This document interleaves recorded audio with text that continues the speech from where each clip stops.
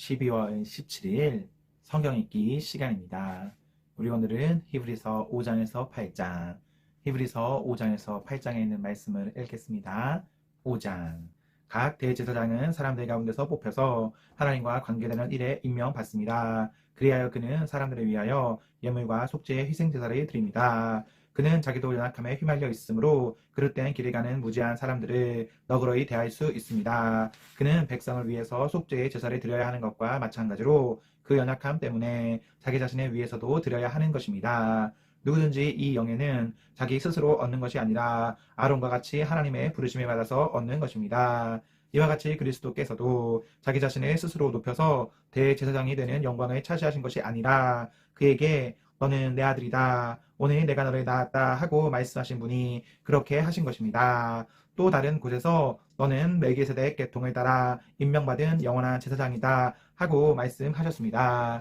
예수께서 육신으로 세상에 계실 때에 자기를 죽음에서 구원하실 수 있는 분께 큰 부르짖음과 많은 눈물로써 기도와 탄원을 올리셨습니다. 하나님께서는 예수의 경외심을 보시어서 그 간구를 들어주셨습니다. 그는 아드님이시지만 고난을 당하심으로써 순종을 배우셨습니다. 그리고 완전하게 되신 뒤에 자기에게 순종하는 모든 사람에게 영원한 구원의 근원이 되시고 하나님에게서 멜기세덱의 계통을 따라 대제사장으로 임명을 받으셨습니다. 멜기세덱에 관하여는 할 말이 많이 있지만 여러분의 귀가 둔해진 까닭에 설명하기 어렵습니다. 시간으로 보면 여러분은 이미 교사가 되어야 할 터인데 다시금 하나님의 말씀의 초보적 원리를 남들에게서 배워야 할 처지에 놓여 있습니다. 여러분은 단단한 음식물이 아니라 젖을 필요로 하는 사람이 되었습니다. 젖을 먹고서 사는 이는 아직 어린 아이이므로 올바른 가르침에 익숙하지 못합니다. 그러나 단단한 음식물은 장성한 사람들의 것입니다. 그들은 경험으로 선과 악을 분별하는 세련된 지각을 가지고 있는 사람들입니다. 6장.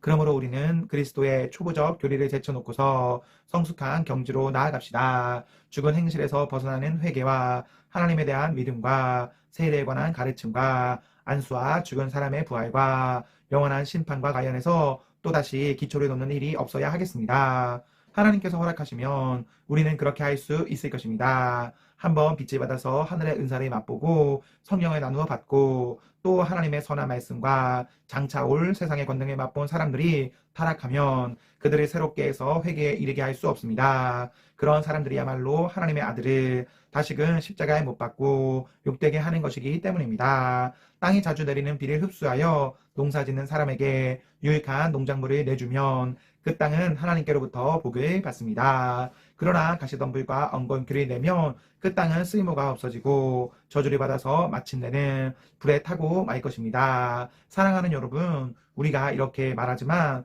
여러분에게는 구원에 이르게 하는 더 좋은 것들이 있다는 것을 확신합니다.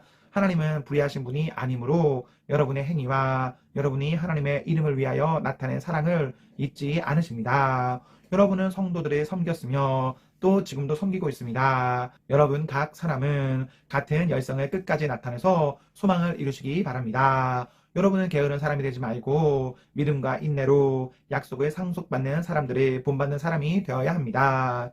하나님께서는 아브라함에게 약속하실 때에 자기보다 더 큰 분이 계시지 아니하므로 자기를 두고 맹세하시고서 말씀하시기를 내가 반드시 너에게 복을 주고 복을 줄 것이며 너를 번성하게 하고 번성하게 하겠다 하셨습니다. 그리하여 아브라함은 오래 참은 끝에 그 약속을 받은 것입니다. 사람들은 자기보다 더 위대한 일을 두고서 맹세합니다. 그런데 맹세는 그들에게 모든 논쟁을 그치게 하여 주고 확정을 지어 줍니다. 그래서 하나님께서는 그 약속을 상속받는 사람들에게 하나님의 뜻이 변하지 않는다는 것을 더욱 환히 나타내 보이시려고 맹세로서 보증하여 주셨습니다. 이는 앞에 놓인 소망을 붙잡으려고 세상에서 피하여 나온 사람들인 우리가 이 두 가지 변할 수 없는 사실, 곧 하나님의 약속과 맹세를 의지하여 큰 위로를 받게 하려는 것입니다. 하나님께서는 약속하시고 맹세하실 때에 거짓말을 하실 수 없습니다. 우리에게는 이 소망이 있으니 그것은 안전하고 확실한 영혼의 닭과 같아서 휘장 안에까지 들어가게 해줍니다. 예수께서는 앞서서 달려가신 분으로서 우리를 위하여 거기에 들어가셔서 멜기세덱의 계통을 따라 영원한 대제사장이 되셨습니다. 7장. 이 멜기세덱은 살렘 왕이요 지극히 높으신 하나님의 제사장이었습니다.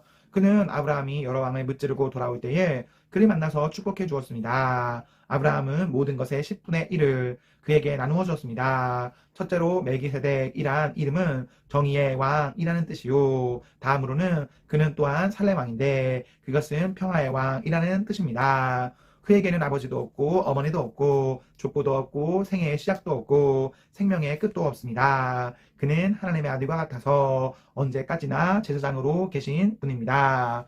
멜기세덱이 얼마나 위대한가를 생각해 보십시오. 족장인 아브라함까지도 가장 좋은 전리품의 10분의 1을 그에게 바쳤습니다. 레위 자손 가운데서 제사장 직분을 맡은 사람들은 자기네 동족인 이스라엘 백성에게서 비록 그 백성도 아브라함의 자손이지만 율법을 따라 10분의 1을 받아들이라는 명령을 받았습니다. 그러나 멜기세덱은 그들의 족보에 들지도 않았지만 아브라함에게서 10분의 1을 받았고 하나님의 약속을 받은 그 사람을 축복해 주었습니다. 두말할 것 없이 축복은 아래 사람이 위 사람에게서 받는 법입니다. 한편에서는 죽을 수밖에 없는 사람들이 10분의 1이 받고 다른 한편에서는 살아계시다고 입증되시는 분이 그것을 받습니다. 말하자면 10분의 1이 받는 레위까지도 아브라함을 통해서 10분의 1이 바친 셈이 됩니다. 멜기세덱이 아브라함을 만났을 때에는 레위는 아직 자기 조상 아브라함의 허리 속에 있었으니 말입니다. 그런데 이 레위 계통의 제사직과 관련하여 이스라엘 백성은 율법으로 지령을 받기는 하였습니다. 그러나 만일 그 제사직으로 완전한 것이 이루어질 수 있었다면 아론의 계통이 아닌 멜기세덱의 계통을 따른 다른 제사장이 생겨날 필요가 어디에 있겠습니까? 제사직분에 변화가 생기면 율법에도 반드시 변화가 생기기 마련입니다. 이런 말이 가리키는 분은 레위 지파가 아닌 다른 지파에 속한 분입니다. 그 지파에 속한 사람으로서는 아무도 제단에 종사한 적이 없습니다. 우리 주님께서는 유다 지파에서 나신 것이 명백합니다. 그런데 모세는 제사장들에 관하여 말할 때에 이 지파와 관련해서는 말한 것이 아무것도 없습니다.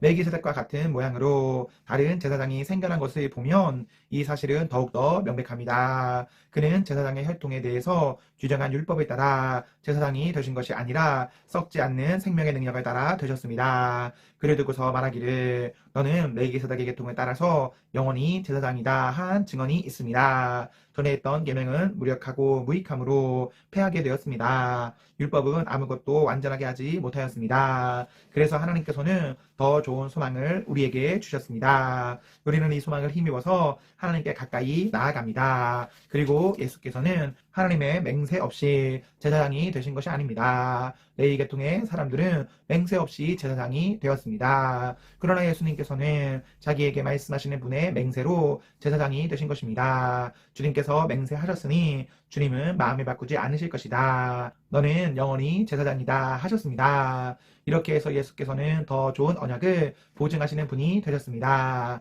또한 레위 계통의 제사장들은 죽음 때문에 그 직무를 계속할 수 없어서 그 수가 많아졌습니다. 그러나 예수는 영원히 계시는 분이므로 제사장직을 영구히 간직하십니다. 따라서 그는 자기를 통하여 하나님께 나아오는 사람들을 완전하게 구원하실 수 있습니다. 그는 늘 살아계셔서 그들을 위하여 중재 간구를 하십니다. 예수는 이러한 제사장으로 우리에게 적격이십니다. 그는 거룩하시고 순진하시고 순결하시고 죄인들과 구별되시고 하늘보다 높이 되신 분입니다. 그는 다른 제사장들처럼 날마다 먼저 자기 죄를 위하여 희생제물을 드리고 그 다음에 백성을 위하여 희생제물을 드릴 필요가 없습니다. 그는 자기 자신을 바쳐서 단 한 번에 이 일을 이루셨기 때문입니다. 사람들에게 약점이 있어도 율법은 어쩔 수 없이 그들을 대제사장으로 세우지만 율법이 생긴 이후에 하나님께서 맹세하신 말씀은 영원히 완전하게 되신 아들을 대제사장으로 세웠습니다.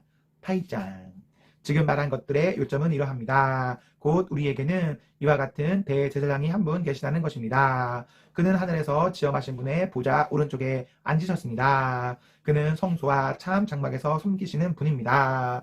이 장막은 주님께서 세우신 것이요 사람이 세운 것이 아닙니다. 모든 대제사장은 예물과 제사를 드리는 일을 맡게 하려고 세우신 사람입니다. 그러므로 이 대제사장도 무엇인가 드릴 것을 가지고 있어야 합니다. 그런데 그가 땅에 계신다고 하면 제사장이 되지는 못할 것입니다. 땅에서는 율법을 따라 이미 예물을 드리는 사람들이 있기 때문입니다. 그러나 그들은 하늘에 있는 것들의 모형과 그림자에 지나지 않는 땅에 있는 성전에서 섬깁니다. 모세가 장막을 세우려고 할 때에 너는 명심하여 내가 산에서 내게 보여준 그 모형을 따라 모든 것을 만들어라 하고 말씀하신 하나님의 지시를 받은 것입니다. 그러나 이제 그리스도께서는 더욱 훌륭한 직무를 맡으셨습니다. 그가 더 좋은 약속을 바탕으로 하여 세운 더 좋은 언약의 중재자이시기 때문입니다. 그 첫 번째 언약의 결함이 없었더라면 두 번째 언약이 생길 여지가 없었을 것입니다. 그런데 하나님께서는 자기 백성을 나무라시면서 이렇게 말씀하셨습니다.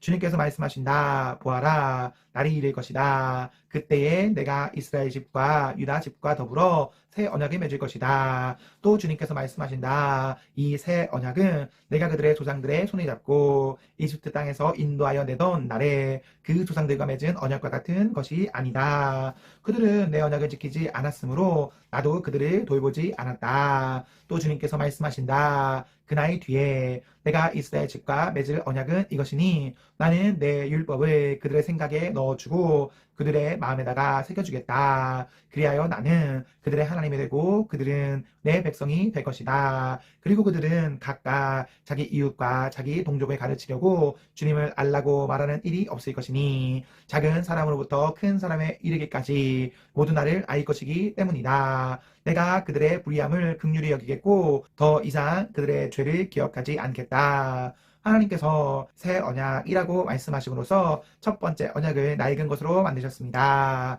낡고 오래된 것은 곧 사라집니다. 아멘, 아멘. 네, 우리 오늘 말씀을 모두 읽었습니다. 우리 오늘 하루도 하나님과 사람 앞에서 행복하십시오. 성령 충만하십시오.